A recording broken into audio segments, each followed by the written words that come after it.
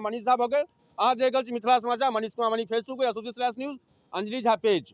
ई जे location छै यहाँ का समाहरणालय के जस्ट अपोजिट में, थाना मोड़ से जस्ट दहिना कात में, और अहाँ का अग्निशामक डिपार्टमेंट के सामने में ई अहाँ का डिपार्टमेंट लागल छै उद्योग विभाग द्वारा।